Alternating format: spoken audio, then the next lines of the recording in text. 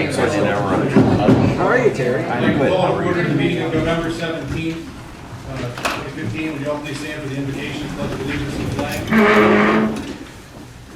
Lord, bless those who hold office in our government, that they may do their work in the spirit of wisdom, kindness, and justice, and help them to use their authority to serve our citizens faithfully. In your name we pray. Amen. I pledge allegiance to the flag of the United States of America and to the republic for which it stands, one nation under God, indivisible, with liberty and justice for all.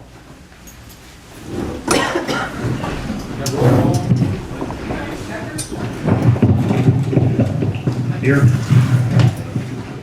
Sauer? Here. McBain? Here. Liston? Here. Challenger? Here. Simpson? Here. Lakeman? Here. Lewis? Here. Blaisdell? You'll receive the meeting minutes of November 3rd. Any questions or comments on those? If not, they'll stand as presented. There's no communications this evening.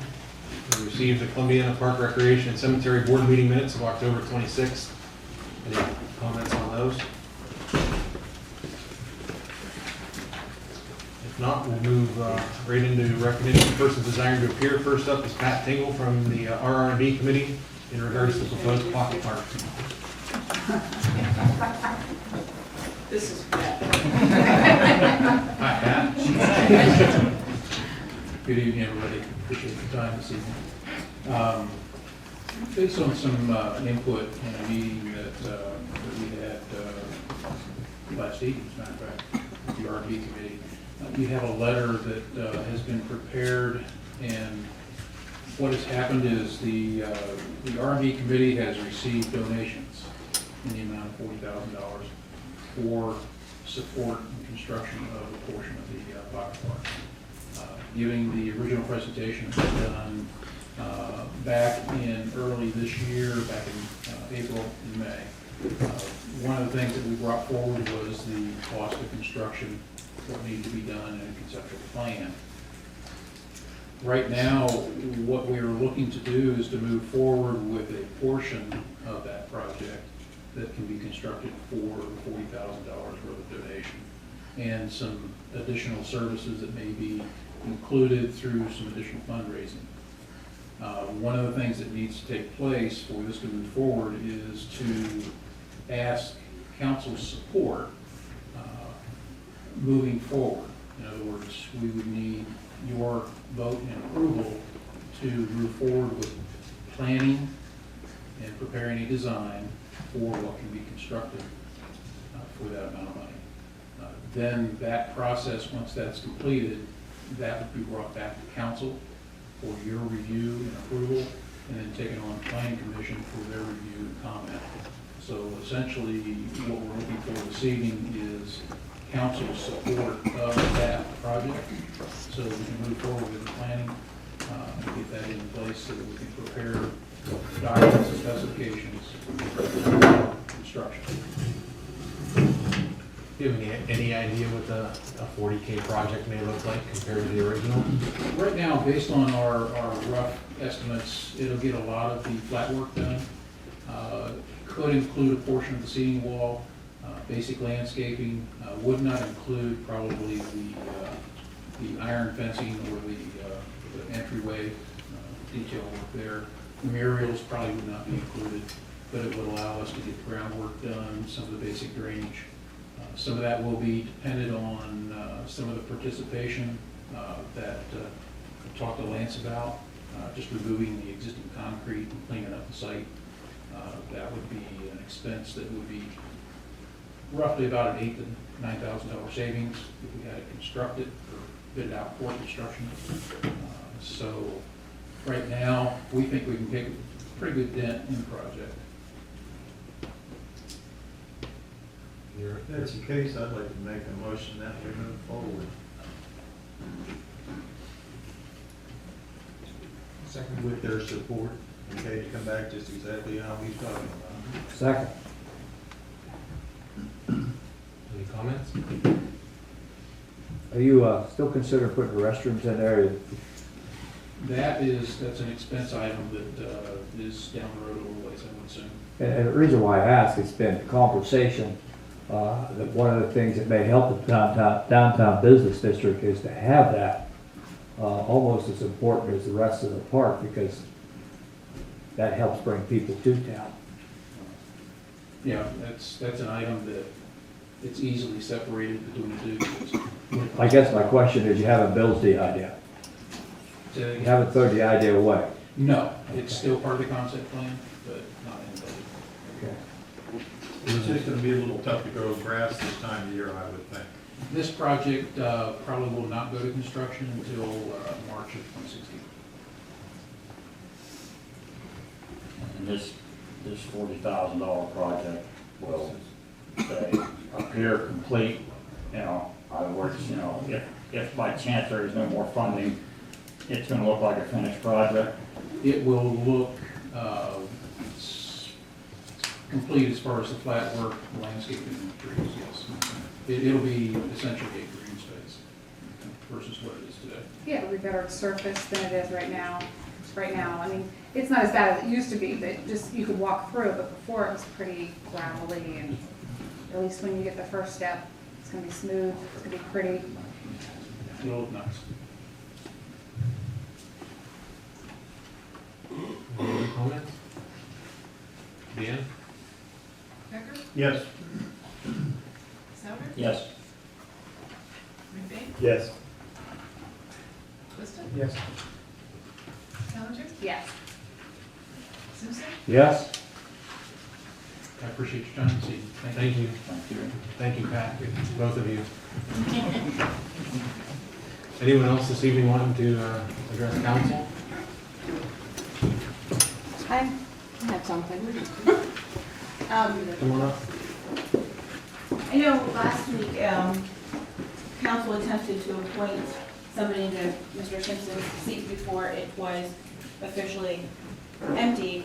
And I wanted to know if council was going to open that seat up to the community and invite somebody from the community to potentially apply for that position instead of just automatically naming somebody that they already had in mind.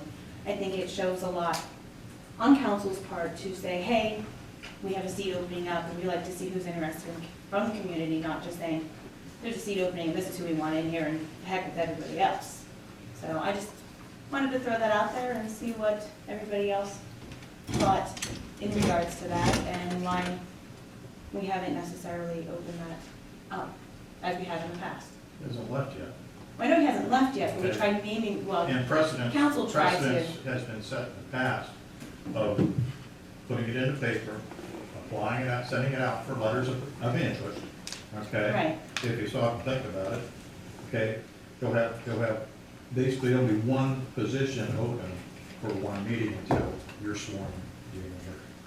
Oh, I understand that. I'm not asking because I'm not saying like I want to be in that one. I'm not saying that, in my understanding, what council was planning on doing last week was naming somebody into Mr. Simpson's seat without going through that process because a motion was made, if I am correct in remembering.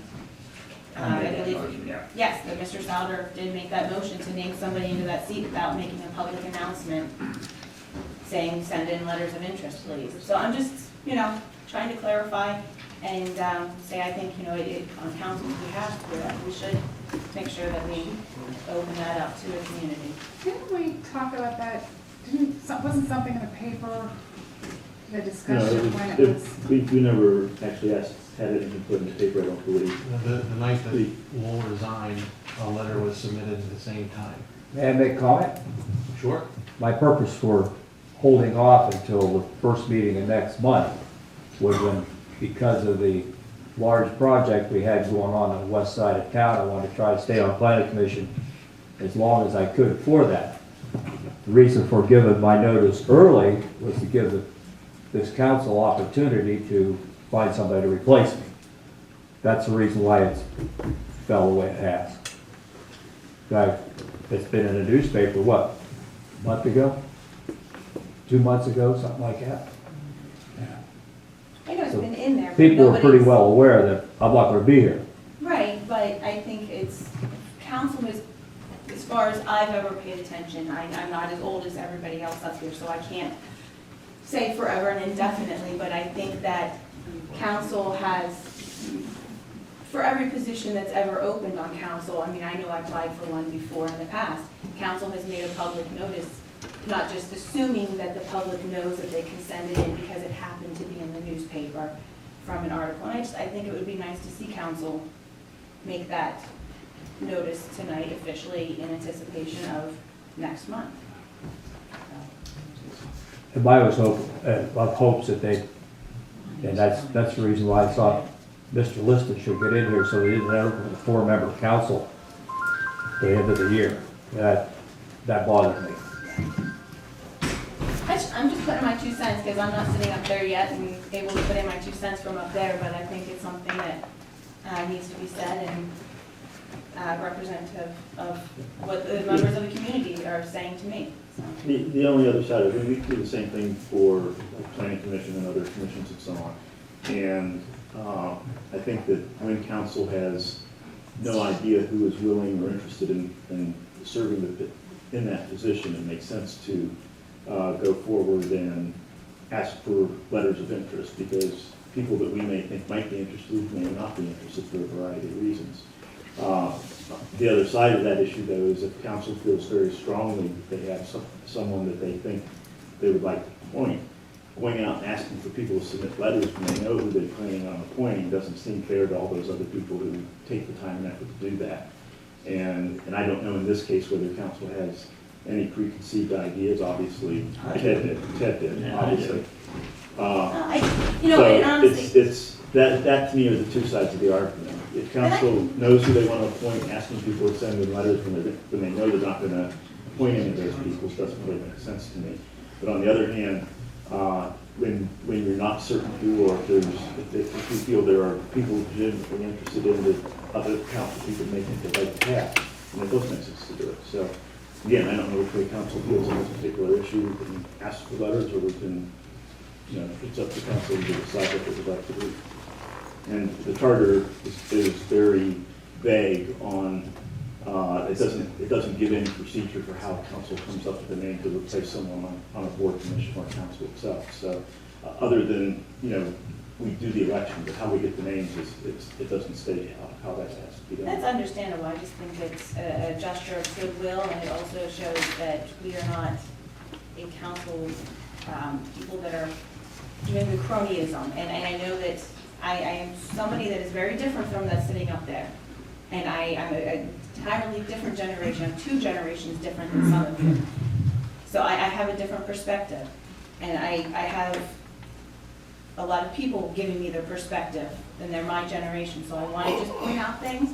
And that's why I ran for council, and that's why I'm, coming up here and saying this, because I want to do things right, and I want to make sure that the public knows that I am going to do the job that There's I no intend doubt to do. about that. So. Mr. Willard, has there been any other letters of interest for filling that seat? So that answers basically where you're at. Well, I believe that there are no other letters, but again, some people may feel that they are not welcome to send in letters if it has not been made public. Would you So, communicate that, everyone has an equal opportunity? that's fine. And I just, again, I wanted my opinion known. Right? You'll get to hear a lot of it starting in January. Thank you for your time. Thank you. That's good, we don't have to speak so much.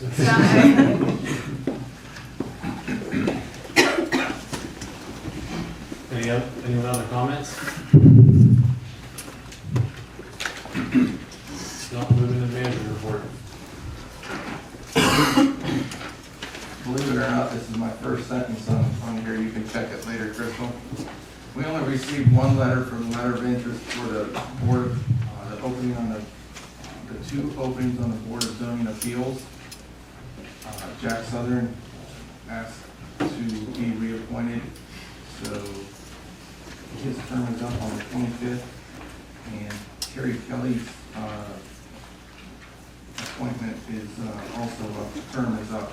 We did not receive a letter of interest for that, so I did reach out to Terry, not was unable to make contact, but I can double check to see if there's still interest in there for another term. Maybe get back to you on the first week in December. But I was hoping that we could, you might be able to appoint Jack Southern to that, because we only did receive one letter. It's for one seat, so. Yeah, now if you want. Sure. Do you have a motion to this up? I'll move the brief point, Jack Southern to position. Not second. Deanne? You already did.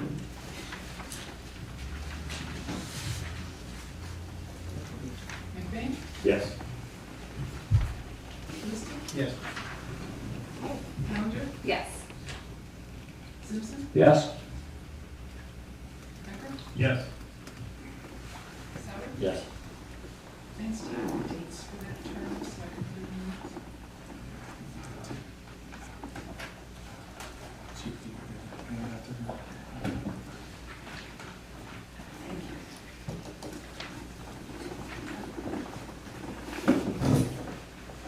Okay, we received a conditionally awarded grant letter in the amount of $6,900 for the improvement in men's restroom at Pavilion Number 4, so we're very excited.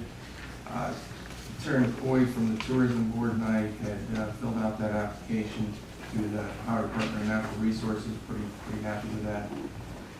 And that project's $11,600 and $6,980 would be grant money from ODNR, and the other $4,500 would be donations from the Tourism Board. So that's a project that we're really excited to get, and we thank the Department of Natural Resources and the Tourism Board for that. So we'll get on that, and then it'll be ready for joint Christmas next year. Matt and I have been working with Arcadis on the water plant and the EPA. We've been talking to the EPA. We did receive a great big packet from the EPA approving the water lines today, part of that project. And we continue to provide them with more insight information to the EPA, both Arcadis and Matt and I on that. So we have not received anything final on the rest of the plans. Mike and I attended a AMP meeting regarding finance and accounting last week, and then we attended a AMP roundtable also. We met with several area communities and had pretty interesting different discussions about, and that is the electric AMP we were discussing. We met up at Newton Falls, and Niles was there, Beach City, and several others. I attended the November Chamber of Commerce meeting, and they mentioned that the proposed design for the historical signs that Terry McCoy presented earlier this year, if you remember, like directing them into downtown. Their ideas are almost completed, and Jenny Perkins reached out to me. I'll see her here. But, she's going to be meeting with me as part of the business development committee, and then we'll get that project to you to see. We kind of, if I recall correctly, council liked the idea of the project, and they've been moving forward with the concept. Jesse has been in contact with Norfolk Southern, specifically Road Safe, actually today. Elm Street Railroad Crossing was closed for a little while today. It will be closed again tomorrow, along with Pittsburgh Street sometime, and they are going to work on those a few days and hopefully finish those up, and Main Street will remain open, so that should take place hopefully tomorrow or the next day, and we'll be back open and everything's smooth, and I'm sure Jesse will be down there checking on them. We'll make make sure we get that walkway on the Elm Street, Gotcha. wide enough too. Chief Garrity met with Mr. Kellner in preparation for that online auction that's coming up 24th and 25th. And we're getting some interest on the trucks that we're putting in there, so that ought to be interesting. Park and Cemetery, the crew's been working on leaves, Enjoy Christmas, installing the lights, and we're actually helping out on the street crew too, the leaves. Electric Department's been working on Christmas lights up on Main Street, put the tree up yesterday. Looks good. Good job. Then decorating it today, and be in time for light up, which is Friday night, right? Okay. Doug hired AMP to come in and do an infrared testing on our electric distribution system. It's pretty neat. I've got a couple photos here.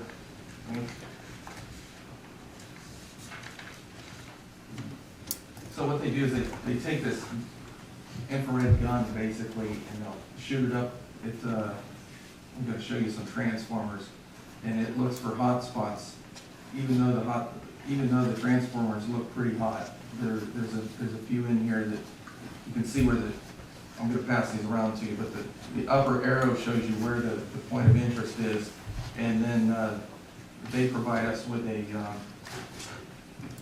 whole sheet or report, and then you guys are able to go out there and fix that. It's something that's not visible to the human eye. You can actually go out there. I believe we've already replaced. Yeah, we've already the fixed a couple of connections and stuff. It's just more of a preventive maintenance type deal. They went through all of our substation stuff, checked the loose connections and stuff, and where there might be excessive heat. So the loose connection generates more heat? Oh, yeah. And that's just one thing. There might be a crack in something or stuff. Doug got a really good deal on this program through, because we are AMP members. We probably saved $10,000 on this I was project. gonna ask, is there any way to quantify the savings from the preventative maintenance? Well, I can tell you this, when we Yeah. get a call from a surrounding community wanting us to help, hey, can you have this part? And we tell them no. And Doug found one of these that had, might be messing up a little bit, but it can stop a city sometimes. It definitely take you down for a little while. So, yeah, there were savings on that, plus, the downtime that any of these major problems could have Well, the other thing too is if you're generating heat, that means you're burning electricity to generate that heat. been. Sure. And so that's, it may not be very much, but it's definitely gonna save some electricity at some point. Looking at the pictures, the transfer themselves look scary to me, but that's not a problem. Look up here.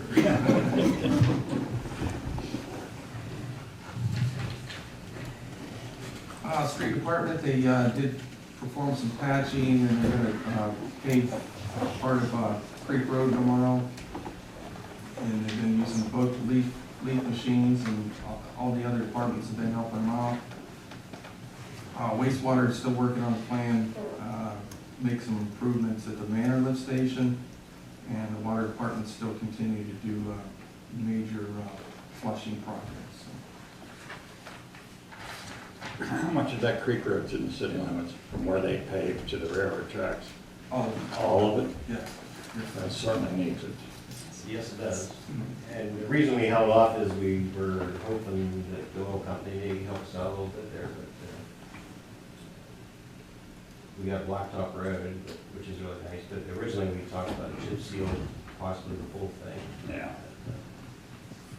What they did is really nice, so we're gonna fix that, what's left, and it should be good for a long time. I rode down through there the other day, and It's he bad. said, boy, this is really nice. Oh, boy, this is good. It should be done tomorrow.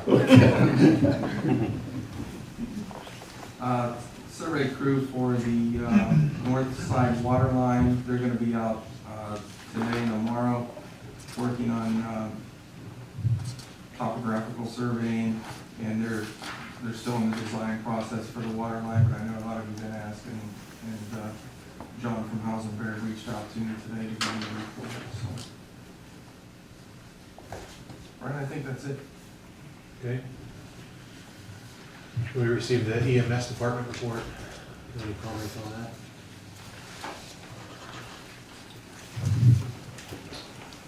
All right, we received the bill list for November 17th. Any comments or questions on that? If not, I'll move into old business. Due to the length of the ordinances, can I have a motion to read it by title only? So moved. Seconded. Deanne?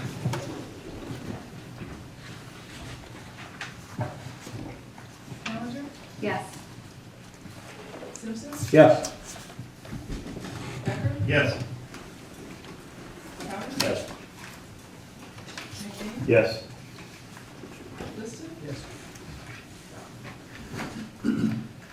Ordinance number 15-0-2839, second reading. An ordinance to amend Chapter 880 of the codified ordinances of the City of Columbiana regarding municipal income tax, and to designate within said codified ordinances Chapter 880 earned income tax effective through December 31st, 2015, and thereafter as the same shall be applicable to pre-2016 income taxpayers and/or income tax issues, followed by Chapter 881 earned income tax effective January 1st, 2016. So moved. Second. Did you guys give any more thought about the discussion we had? Mike had some, couple notes on that.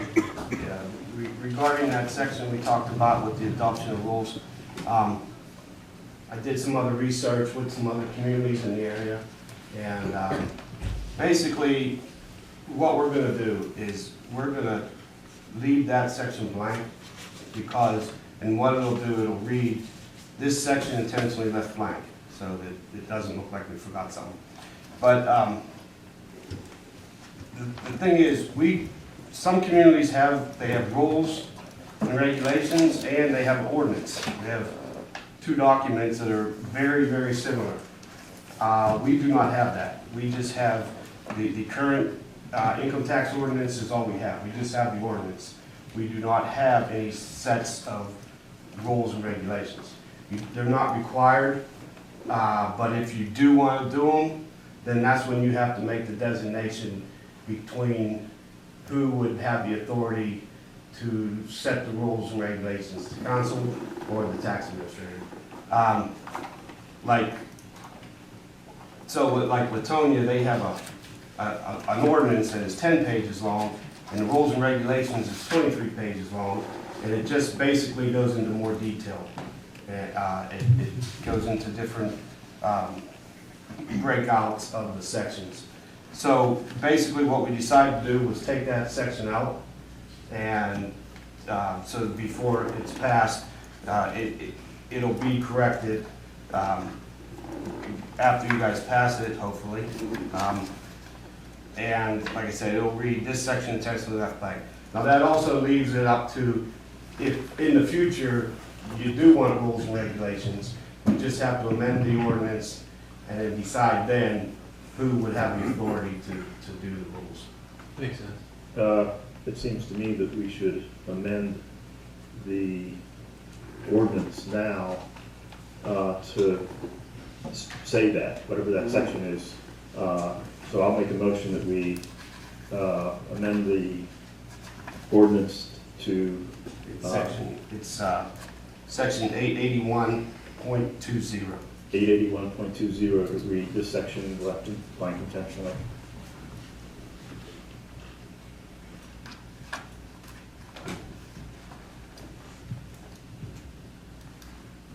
I'll second that. So in other words, what that section normally was supposed to do was to refer to rules and regulations that would be a completely separate document than what the ordinance is. Correct. And who would carry those out? Who would carry those out? So Correct. we're still in the position where anything that goes on has to be amended through the ordinance anyway. or change to the ordinance anyway, so we still have full control and power over the income tax issues. Correct, but actually, that's a new section under the new House Bill 5. That wasn't required before, it was something that was new. Yeah, are rules and regulations required, or is No, that? they are not required. Okay. But if you do have them, then you have to have in there Who is? who has the authority. I got you. Okay. Makes sense. Good catch. Any comment? Deanne? Okay, so this is roll call for the amendment first, John. Yep. Mhm. Souter? Yes. McBain? Yes. Liston? Yes. Callender? Yes. Simpson? Yes? Becker? Yes. Now roll call for the ordinance as amended. Liston? Yes. Callender? Yes. Simpson? Yes? Becker? Yes. Souter? Yes. McBain? Yes. Just a couple of points of order on that piece of legislation. Mike, you'll make sure that it gets published ASAP? Correct, it has to be, it also has to be on our website. The old ordinance, well, the current ordinance and the new ordinance has to be on our website. That's one of the requirements also, so yeah, that'll. And secondly, Deanne, if you could make a note on your record somehow to remind council on in the first January meeting, we need to appoint a board of tax review. So you might be thinking about who you want to appoint to that board. Because that's going to be a standing board. And part of this language, you guys limited how many can be outside town, correct? Yeah, not more than two. Yeah. It doesn't have to be any, I mean. Right, I'm just- But not, there must be at least one from the community. But you need to make sure you do it, and we have it in place. Okay, moving on to new business. Ordinance number 15-R-485, an emergency. I need a motion to be able to read this as an emergency. So moved. Second. Deanne? Simpson? Yes? Becker? Yes. Souter? Yes. McBain? Yes. Liston? Yes. Callender? Yes. Ordinance number 15-R-485, emergency. An emergency resolution authorizing the city manager to enter into a cooperative agreement with the Columbiana County Engineers Office in an effort to submit an application to the Ohio Public Works Commission for the 2016 multi-highway paving program within the city of Columbiana. So moved. Second. Any comments? It's pretty substantial savings, isn't it? Oh, yeah, it's only 12% match, so. Deanne? Becker? Yes. Souter? Yes. McBain? Yes. Liston? Yes. Callender? Yes. Simpson? Yes? Ordinance number 15-R-486, first reading. A resolution repealing resolution 15-R-474 passed on April 15th, 2015. So moved. Second? Any comments? Deanne? McBain? Yes. Liston? Yes. Callender? Yes. Simpson? Yes? Becker? Yes. Souter? Yes. Next, I need a motion to go into executive session regarding the discussion of personnel. So moved. Second. Deanne? Callender? Yes. Yes? Becker? Yes. Souter? McBain? Yes. Liston? Yes. Motion to go into executive session? So Who's under the school?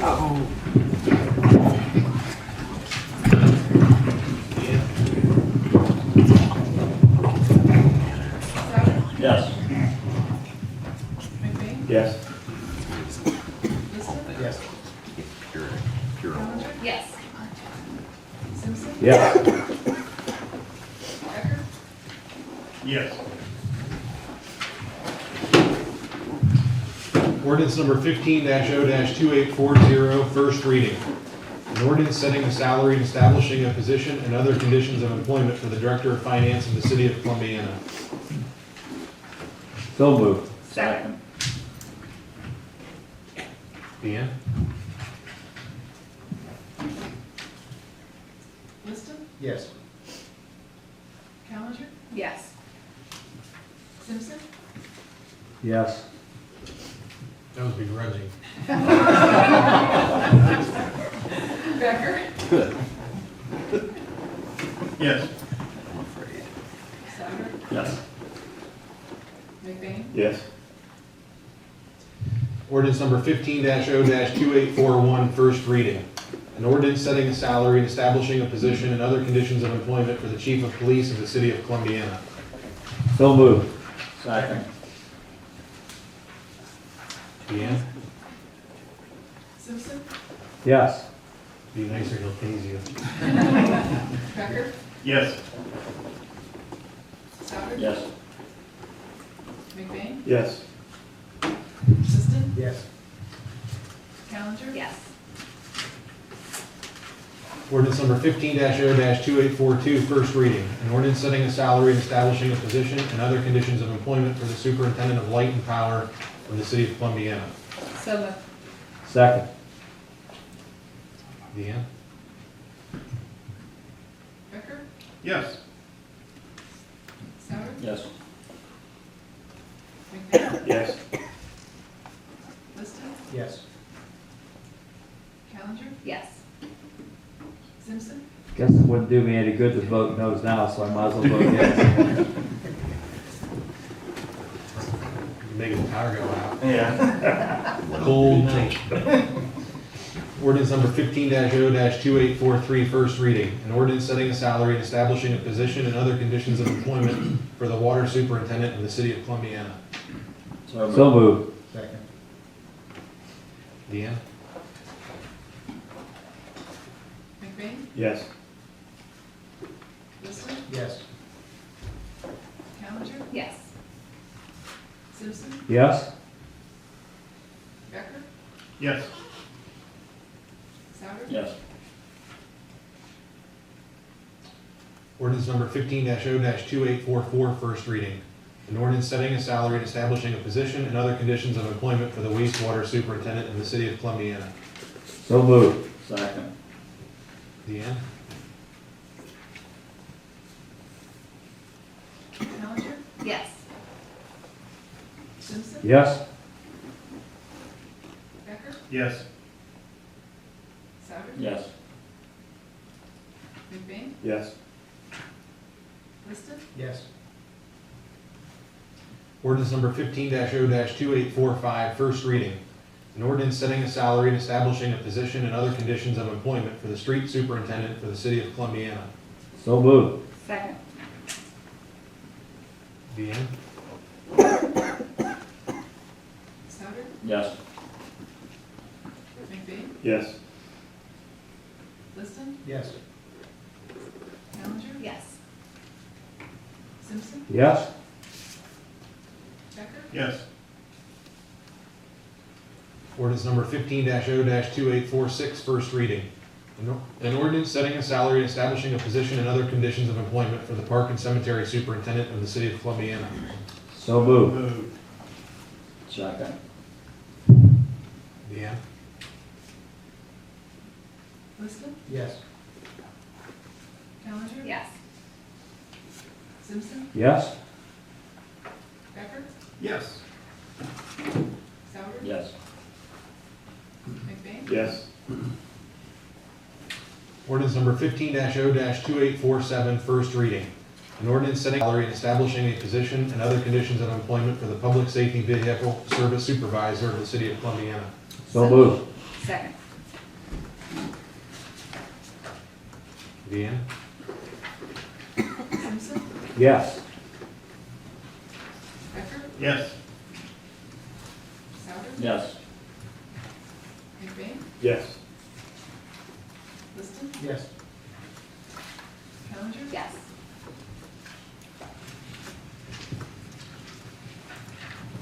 Council comment? Yes, please. It isn't often I get to sit and look at all you supervisors all at one time. And I have to say, before I was on council and the whole time I've been on council, I don't think we have a better group of supervisors ever in this town than we have now. And we've always had some wonderful ones. You gentlemen are always friendly, helpful, go out of your way to help the citizens. Good job, thank you. Thank you. And I won't get a chance to do it again. I'd like to take a quick second, just because, I mean, I think the raises were in order. But I think that we will always, from a government standpoint and taxpayer standpoint, people ask questions, and you got raises last year, you get raises again this year. I think it should be pointed out that you are receiving a 2% raise, and you're also contributing this year 33% more additional toward your health insurance than you did in the past years. So it's give and take from a tax-based standpoint. I think it's a very good investment for the taxpayers to compensate you better, and in return, you guys take care of that expense a bit more. So all the way around, I think it's give and take. I think you guys are giving back to the city in that respect, and I think that it's right for the taxpayers to give the raise. Thank you. I think we should have a little discussion about these light poles. Just kind of, I think everybody got pictures there and talking about in addition to the top of the poles. One of my concerns was, I've always said most people go through life without looking up. They never see it on top of the pole. I mean, but I think the poles that we have now should remain city property. Just, and I kind of want to input what somebody else would think about, about this project. I think it looks way better in these diagrams than the original ones with the boxes. I do too. I mean, not even close. I questioned, you show the bucket on the top of the pole. Is it that other box that you see on the pole, will that be there as well? Yeah, that is a simulated rendering of what it's gonna look like in that second picture that I showed you, that rectangular thing on the side. It's, the question was asked, well, if you look at it in another view, is it a lot wider? And it's not a lot wider than the pole. It's not like you're looking at it from this end and it's 4 foot long or something. They didn't put that box, the ground furniture that we were talking about, up in the air. They took it out of there, so. Any questions on the electromagnetic radiation that may be coming off of this? I can't remember. That's a big word, wasn't it? No, it's a thought with what's happening in our world. Everywhere you go, it's another antenna. We're getting more and more of it. And look at me. Always glowing. I'm not so sure that the public, that they'll go unnoticed though. I know that the camera that was put on down at the Y intersection on Main Street, there were a lot of people asking if that was a traffic camera being used for catching speeders. And in fact, it's a traffic control device, not a, so, I'm sure people are gonna look at those and say, okay, what are those things supposed to be doing? Reading your thoughts. Yeah. If memory serves me correctly, and oftentimes it doesn't. Okay, this picture that's up by the tax office, okay, I didn't think that they were gonna have that many. I thought that was gonna be all down more toward the hub of town. Is this just because of simulation purposes? No, there was always 3. Okay. And I think we probably didn't talk about this location as much as because we hadn't renovated this section. But this is the section that we proposed, Doug and I proposed to them on the other side that have another similar pole that we could have banners hung from. So it's going to be, hopefully it's going to be large enough, and that's why when tourism board had talked about coming, the council to put banners up and stuff, and hopefully we can get them to do that, so it can serve a dual purpose. And what's their intent later on down the road? How many of these are we going to facilitate in our community? That's it, as far as I know. And they're not interested in using the poles that sit Methodist Church city lot, the Correct. 2 city lots, okay.